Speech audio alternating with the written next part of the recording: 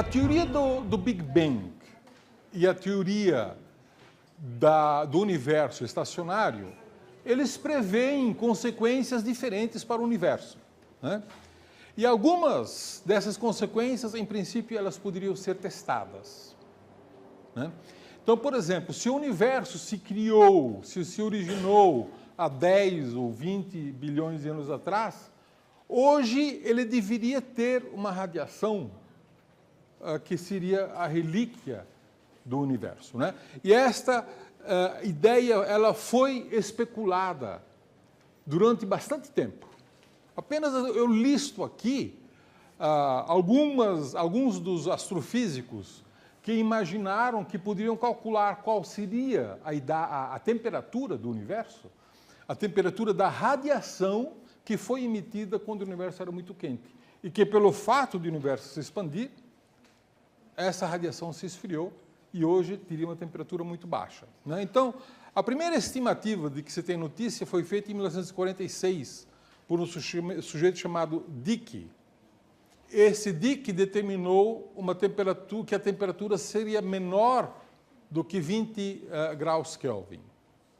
Em 1948, Gamow achou que a temperatura deveria ser da ordem de 50 graus Kelvin.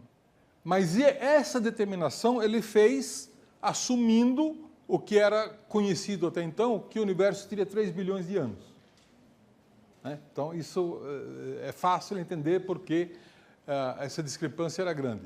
Já em 48, Alfred Hermann determinaram que seria 5 graus. 2 anos depois, os mesmos autores acharam que devia ser talvez 28 graus, né? 53, Gamow voltou a estimar, obteve 7 graus, né? Em 1955, curiosamente, uma astrônoma francesa chamada Ledoux, ela mediu uma certa radiação na antena, e que hoje, na época, não se percebeu o que era isso, mas ela obteve uma temperatura de aproximadamente 3 mais ou menos 2 graus Kelvin. É uma medida, claro, que tinha bastante incerteza, né? Um erro de 2 em 3 faz com que a medida não seja lá muito confiável, né? Gamow fez uma terceira estimativa de 6 graus Kelvin. Em 57, um russo chamado Shmaunov também fez uma medida e obteve 4 mais ou menos 3 graus Kelvin, né? Finalmente, depois de uma nova estimativa de Dicke de 1960, de 40 graus, em 1964, Penzias e Wilson fizeram uma medida inequívoca da radiação de fundo, que ficou sendo chamado radiação cósmica de fundo. Eles detectaram, através de uma antena muito grande, que havia uma radiação vinda de todas as direções do espaço. Na verdade, a razão de que eles fizeram isso é porque eles trabalhavam para a Bell Labs, que tinha interesse em achar a origem de interferências em comunicações radiofônicas, né? Então, a construção dessa antena tinha esse objetivo e acabaram descobrindo, então, que há uma radiação que eles mediram, da qual eles mediram a temperatura e encontraram 3 graus Kelvin. Esta descoberta desta radiação foi imediatamente interpretada por 2 grupos, um soviético, Doroshkevich e Novikov, e um outro grupo americano, Dicke, Peebles, Roll e Wilkinson, né? Como sendo a relíquia do Big Bang. Tá? Isso é uma coisa, de fato, extremamente interessante, né? Quando uma teoria científica faz uma previsão e essa previsão é confirmada, isto é um ponto importante a favor da teoria. Tá certo? Então, isso foi um ponto importante a favor da teoria do Big Bang. É claro, os adeptos do modelo estacionário não se deram por vencidos e fizeram uma série de argumentos, né, de que, na verdade, essa radiação de fundo seria o espalhamento da luz de galáxias extremamente distantes, que teriam sua luz espalhada por poeira no espaço, né? Mas o espectro esperado desse espalhamento não batia com o que era observado. O espectro que passou a ser observado é extremamente interessante. Ele é o que nós chamamos de um corpo negro perfeito. O espectro de um corpo negro, vocês vão estudar ainda em física moderna, né? É o espectro previsto pela teoria de Planck, e que um corpo negro que emite toda a energia que ele recebe, com uma temperatura de equilíbrio, vai emitir. Então, este espectro foi o espectro medido por um satélite chamado COBE, onde a curva verde representa a temperatura de 2,7 graus Kelvin, temperatura de corpo negro, e os sinais de mais aqui são as medidas realizadas por ele. Vocês vejam que é uma concordância perfeita, né? E essa concordância perfeita praticamente aniquilou a teoria do estado estacionário. E, a partir daí, a radiação cósmica de fundo ficou sendo uma comprovação da teoria do Big Bang, né? Mais tarde, tentou-se medir quanto seriam as flutuações da temperatura deste corpo negro do universo, né? A radiação cósmica de fundo ela vem basicamente de todas as direções com a mesma temperatura. Mas a mesma temperatura até que nível? Havia previsões teóricas de que deveria haver alguma flutuação. Por exemplo, uma flutuação de uma parte em 100 mil. Ora, uma parte em 100 mil é algo extremamente pequena, né? Seria, digamos, uma variação de 1 centímetro em 1 quilômetro. Isso seria uma variação de 1 em 100 mil. Então, havia teorias que imaginavam, que previam que a variação de temperatura devia ser esse valor. Então, se procurou isso durante muito tempo e, finalmente, o satélite COBE determinou o mapa mundi da radiação de fundo, onde tem regiões mais quentes e regiões mais frias, né? E essa, então, é a imagem que nós temos de todo o universo, em todas as direções, né? É o mapa mundi na radiação cósmica de fundo. E esses fótons que você está chegando agora vieram da onde? Esta é uma questão importante. Esta radiação cósmica de fundo, os fótons que você detecta hoje, vieram da onde? Bom, a explicação é relativamente simples. Logo após o Big Bang, o universo era muito denso e muito quente. Um universo muito denso e muito quente emitia muitos fótons, mas esses fótons tinham um livre caminho médio muito pequeno. Eles eram emitidos e logo eram absorvidos, porque o universo era muito denso. Mas à medida que o universo se expande, a densidade do universo vai diminuindo com o tempo. E o livre caminho médio dos fótons vai aumentando com o tempo. E vai chegar um ponto em que o livre caminho médio de um fóton emitido torna-se maior do que o universo. E quando isso acontece, ele não será nunca mais absorvido. Esse fóton passa a viajar pelo universo, né? Esses são os fótons que nós estamos observando hoje. Esses fótons que foram emitidos pelo universo no momento em que ele se tornou transparente. Quando que isso ocorreu?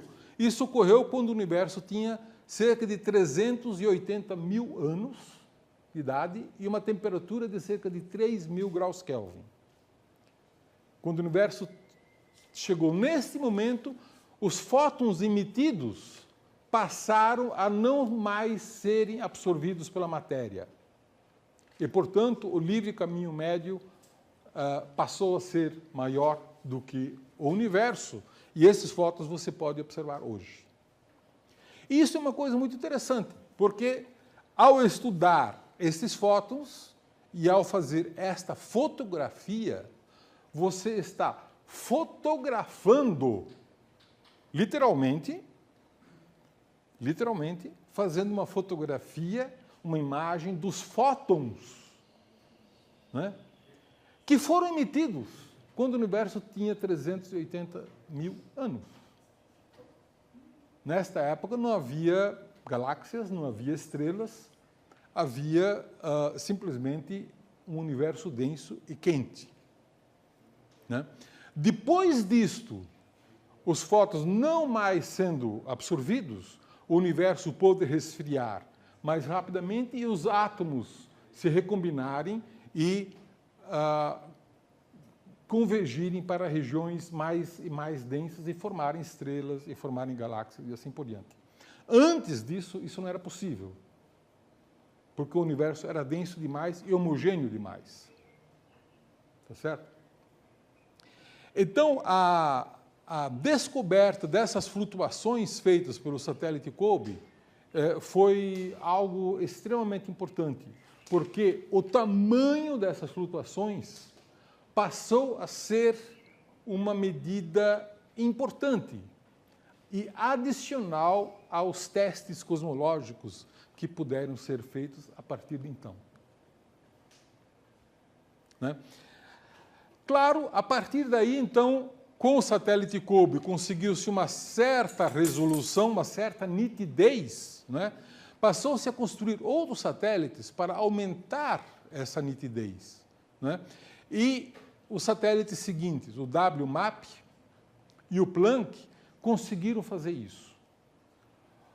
O WMAP, por exemplo, produziu esta imagem aqui, que é muito conhecida, né? Onde você vê as flutuações de temperatura mais alta em vermelho e amarelo e as temperaturas mais baixas em azul e preto, né? Essas são as flutuações, então, medidas pelo satélite WMAP. E o WMAP, então, determinou que a temperatura dessa radiação é de 2,72548 graus Kelvin, mais ou menos 0,00057 graus Kelvin. Isso é uma medida incrivelmente precisa. Dizem que é a temperatura mais precisa de um corpo negro que já se mediu em qualquer circunstância. A medida da radiação de fundo é a mais precisa de todas. Tá certo? Nós conhecemos hoje a temperatura da radiação de fundo com 5 algarismos significativos, né?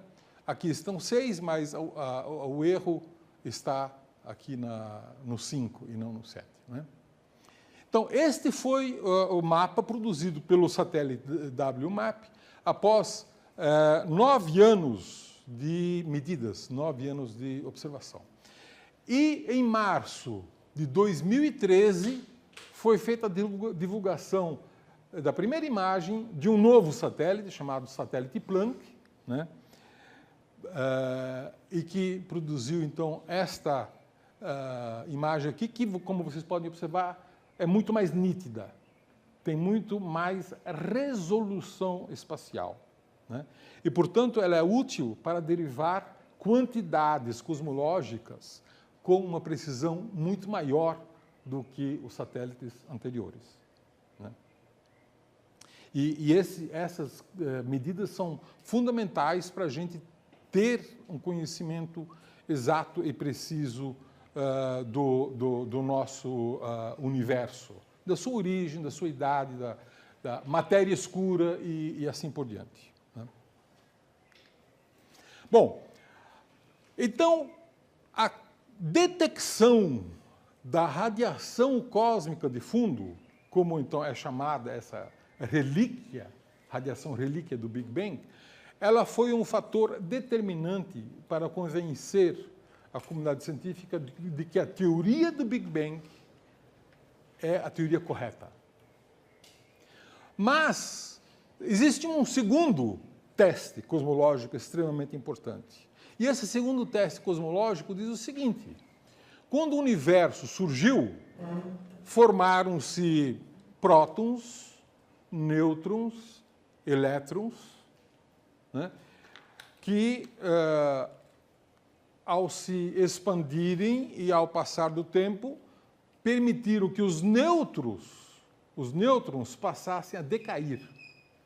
E os nêutrons, se decaindo, se transformam em prótons, elétrons e neutrinos. Né? Mas o universo, nesta época, era suficientemente denso para que nêutrons e prótons colidissem e formassem deutério, para que então, prótons mais nêutrons formassem deutério, e que deutério mais próton formassem hélio 3, e que dois deutérios pudessem formar também hélio 3, né? E, finalmente, um trítio formado a partir de dois deutérios, mais um deutério pudesse formar, então, hélio 4. Hélio 4 é um elemento altamente estável. E uma teoria relativamente simples mostra que, durante o processo do Big Bang, cerca de 75% da massa deveria permanecer como hidrogênio, prótons e elétrons. E 25% da massa deveria ficar sob forma de hélio 4. Claro, sobrariam alguns resquícios ainda de deutério, de lítio, de berílio e assim por diante, mas em quantidades ínfimas. Essencialmente, são resquícios desses elementos, né? Essencialmente, o grosso dos elementos químicos que se formaram no Big Bang foram o hidrogênio, 75%, e o hélio, 25%. Isso é o que diz a teoria. Cálculos simples mostram isso, né? Quando isso teria ocorrido? Isto essencialmente ocorreu quando o universo tinha cerca de 3 minutos de idade, né? Até 3 minutos se formou rapidamente hélio. Depois disso, deixou de se formar hélio. Por que deixou de se formar hélio? Porque os nêutrons decaíram e deixaram de existir. A meia-vida de um nêutron é de 13 minutos. Não é? Então, o universo passou a ser mais diluído e com menos abundância de nêutrons e incapaz de formar novos elementos de hélio. Então, a quantidade de hélio foi essencialmente determinada quando o universo tinha 3 minutos de idade. Aqui nós temos 10 segundos, 100 segundos, 1000 segundos. Quando tinha 3 minutos, basicamente, se consolidou a quantidade de hélio que se formou durante o Big Bang.